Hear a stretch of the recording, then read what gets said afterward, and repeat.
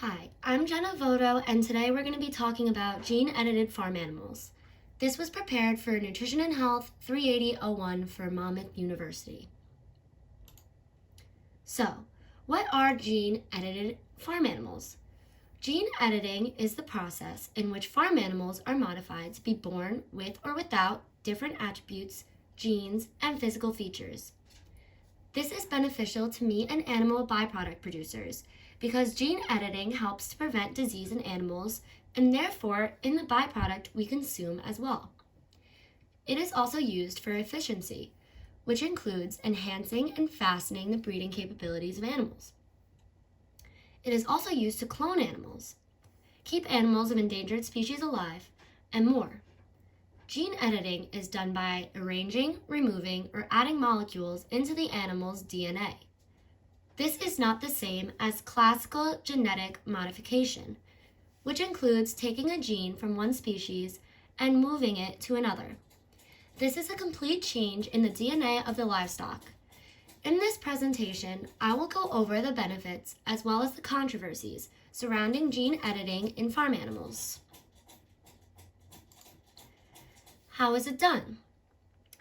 This quote, written by Anne Bruce, explains how the typical gene editing process is done. In livestock species, this process traditionally involves the generation of a knockout cell line generated utilizing homologous recombination followed by somatic cell nuclear transfer, otherwise known as CSNT. This remains the method of choice for many applications. However, application of CSNT required a high level of technical expertise, reliable supply of oocytes, which are a cell in an ovary which may undergo meiotic division to form an ovum, and a large recipient herd. These features are not always available in places where gene editing could have the largest impact, such as developing countries. Some examples of gene editing. There are many different examples of gene editing. One found in an article by Carolyn Johnson titled, "Gene Editing Farm Animals Are Coming," explains an example where cows were implanted with embryos that actually genetically modified them to grow as if they were a female cow, regardless of their biological gender. This clearly would be efficient to meat producers because in order for there to be more meat, dairy, and cow byproduct, there needs to be more female cows that can produce milk and also cattle, therefore more byproduct. Other gene editing in farm animals includes health precautions such as virus resistance. This would be beneficial to animal byproduct producers and to the consumers because if the animals do not get sicknesses, then their byproduct is assumed safer to consume and more animals would live before they are killed for consumption. The third example is heat-tolerant cattle. This would be beneficial because if the cows can withstand the heat that they are exposed to, meat producers can keep the animals tame and also save on other expenditures such as temperature control for the animals in order to cut back costs and make more money. This is around the same principle as cows that are genetically modified to be without horns. This is beneficial because it keeps the workers safe without the risk of harm from their cow horns. Also, many cows tend to harm one another with their own horns, so this would keep them safer and therefore alive longer. Lastly, without saying, fatter and more muscular animals would be beneficial because the meat would be tastier and fatter, and it would add to the quality of the meat produced. In this slide, I chose to show an example of a genetically modified pig. This is a positive example, as it is showing the way that a pig could be genetically modified to have earth-friendly feces that is less likely to negatively affect the environment. This is done in the example by feeding food that has already been genetically modified, such as corn and soybeans. It goes through the cow's system, and then out comes an earth-friendly feces.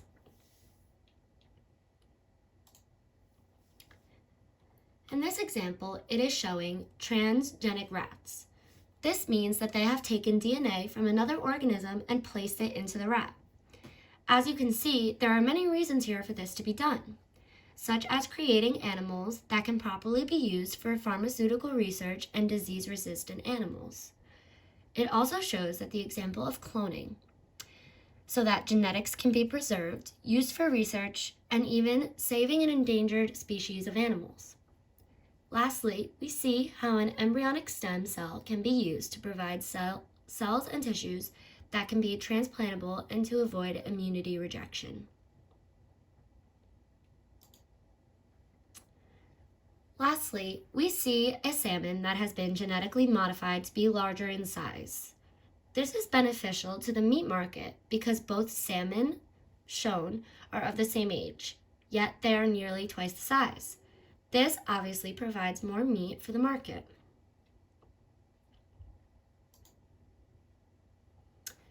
So to recap, as considered in the factual reasoning for GMO farm animals, you can find a summary of the advantages.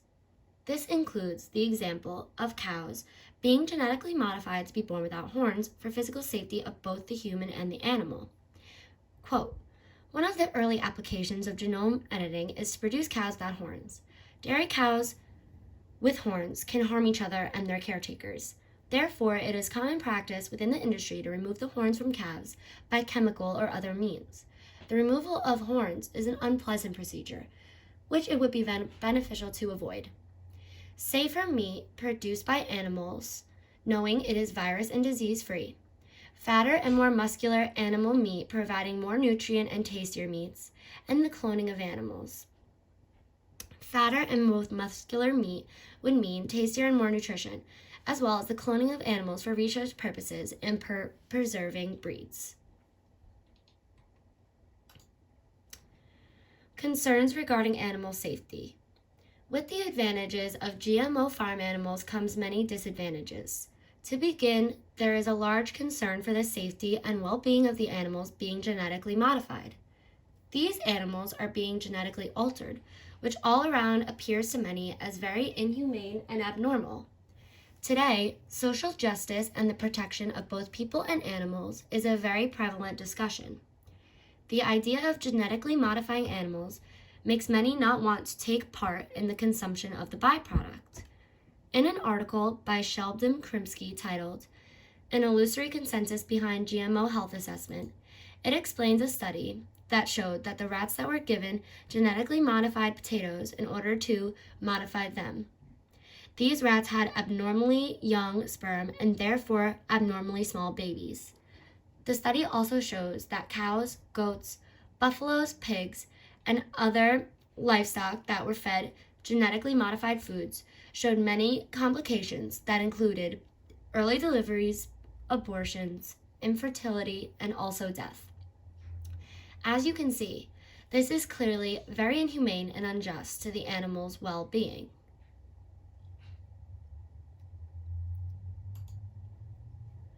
Here are some examples of animals that have undergone genetic modification and have induced bodily harm in the process. In the middle, you can see some chickens that have been genetically modified to be born without feathers. This makes it easier for farmers because the process is faster without having to remove the feathers. However, feathers are natural in chickens, and one could argue that they are born that way for a reason, the purpose being to keep them warm and to protect their skin. So aside from animal health safety, there are also concerns regarding human health safety. In addition to all of this, that same article pointed out that many genetically modified foods could cause many health issues. This included health problems regarding the human liver, pancreas, and reproductive organs. Along with these issues, problems found included altering of the blood, chemical processes, the immune system, and more. It is said that the actual significance remains unknown. The question that strikes me is that a good or a bad thing? And are we willing to find out? It is also claimed that although GM foods are technically supposed to be regulated, there is little standardized methods to evaluating the food. With that being said, studies have shown that the specific gene editing of birth without horns comes with antibiotic-resistant genes in the animal. This can lead to the exact opposite intended effect of animals being more prone to disease, putting human health and our food at risk as well.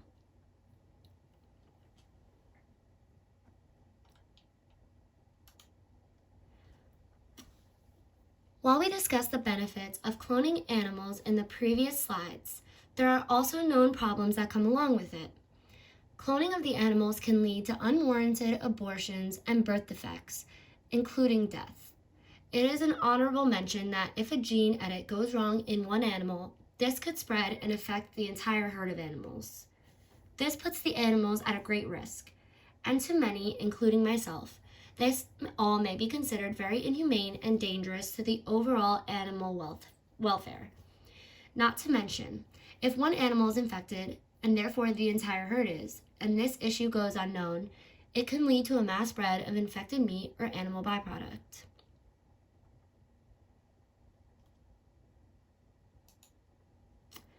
So what are the responses from the scientists? As we have discussed, gene editing can come across very foreign and unnatural to humans and raise a red flag when considering the consumption of gene-edited byproducts. In this slide, I put a quote from Ambrose, who discusses the complexity of naturalness as a concept. Quote, "Since all genome-edited applications rely on laboratory intervention to develop parent animals at some level, all involve a degree of human artifice. Reflecting on whether genome editing is unnatural or not from a moral reasoning perspective suggests that it is important to consider the nature of the change brought about by genome editing. If selective breeding is considered natural, and if the functional change brought about by genome editing could have been achieved by selective breeding, then it could be argued that there is little reason to object to genome editing in principle." Here she shows a quote explaining from scientists that the argument stands that if specific breeds have been selected for some time, and it is considered natural, then gene editing in animals is simply including all animals in the process of farming and should not have to be argued as a principle, given we have sought out specific genes in animals for centuries. Bruce also argues herself that many of the gene editing that is done to animals could go as unrecognized if it were to occur naturally. She explains that this could also be seen as natural. Quote, "Genome editing may produce changes that are not known to exist naturally in that species, but if these could reasonably have occurred naturally, even if they remain unrecognized by livestock breeders, it could be argued that these changes are also natural." So, what are the applications of gene modification in animals today? As far as applying genetically modified meat into the U.S. market, as of 2015, the U.S. Food and Drug Administration has approved genetically modified salmon. So far, however, that is the only FDA-approved genetically modified meat. As explained in the quote on the second block, the market penetration for technological advances is currently very tight, and the production that is involved is very complex when it comes to genetically edited byproduct. This process includes encompassing breeders, producers, different markets, retailers, and consumers. There will also be obstacles from regulators and animal welfare advocates, as well as veterinarians and others. As we have discussed, the public opinion is what it will really boil down to. The possibility of genetically modified meat making it to the market exists. More research is being done and considered currently. However, there still needs to be a clear outline of what the modifications will entail and if there will be more discussion of it in further years to come.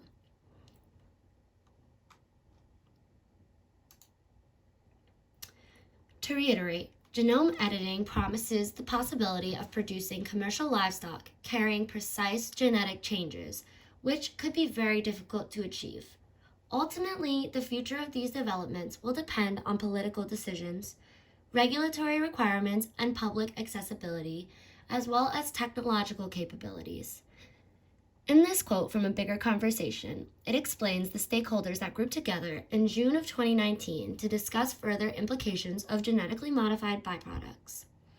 The ultimate decision was to agree to disagree, and that further conversation needs to take place, as there is such a diverse opinion on the topic.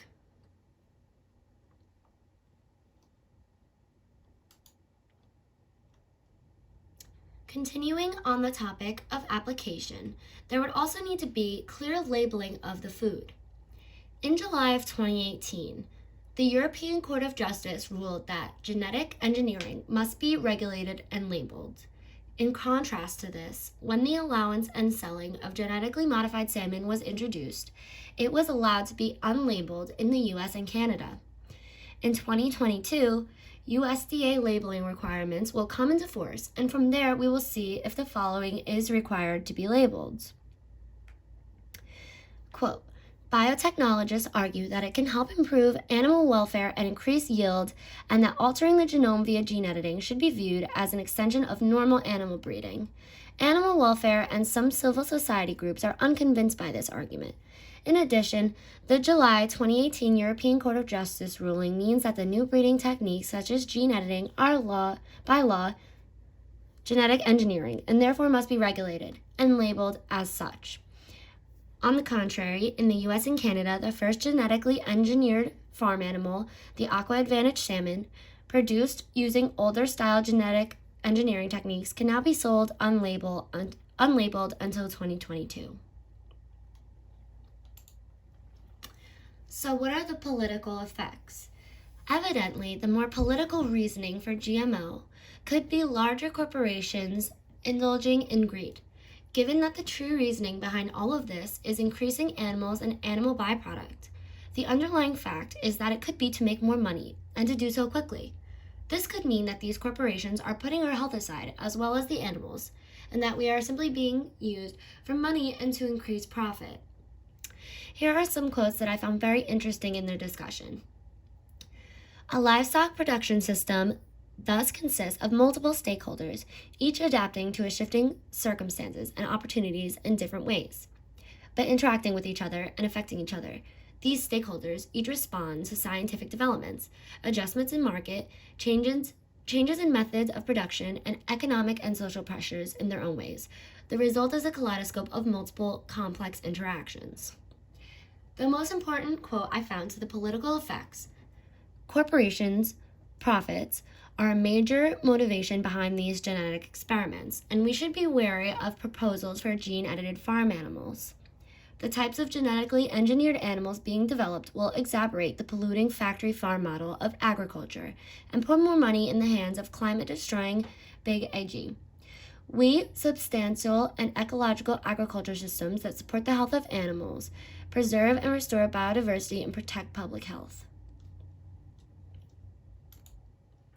Continuing on the political effects, local farmers are suffering. Along with the animal safety and human health safety, there are many side effects to the world and controversies surrounding genetically modified farm animals.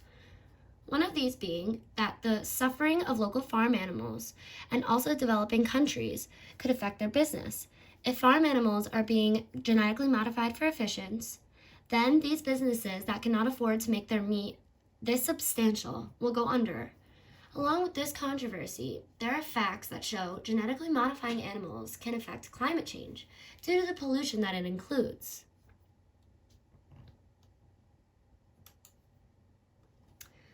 So what is the ethical discussion at hand? The discussion ethically boils down to this: gene editing in farm animals is presented to do good. There was discussion on whether or not putting barriers and restrictions on developing it is a positive or a negative thing. The main negative standpoint is possible risks and animal welfare. Will it be worsening our health or the animals? In the last quote, the answer to this remains uncertain. Quote, it is of course uncertain that the changing genome would change the intrinsic qualities of the animal, but it is also uncertain that it won't. Therefore, those who respect the essential nature of the animal, the possibility that interfering with the genome changes in nature is in some fundamental way often described as playing God. Some may wonder if the entire process is playing God, in the sense that they would be messing with the genetics that have been naturally produced. So, what do you think? As you can see from this bar chart, many Americans have an opinion. Some believe it may be a positive thing, in that it may increase the global food supply and lead to more affordable food. However, some have considered the problems it may dawn upon the environment, as well as the health issues it may cause. As you can see here, there is a clear distribution of whether people think it is very likely, fairly likely, not too likely, or not at all likely that it will do something positive and negative. It's practically 50-50. Here are some questions for you to consider. Are you aware of if your food has been genetically modified or not when you are consuming it? Do you believe genetic modification of animals is more of an advantage or a disadvantage?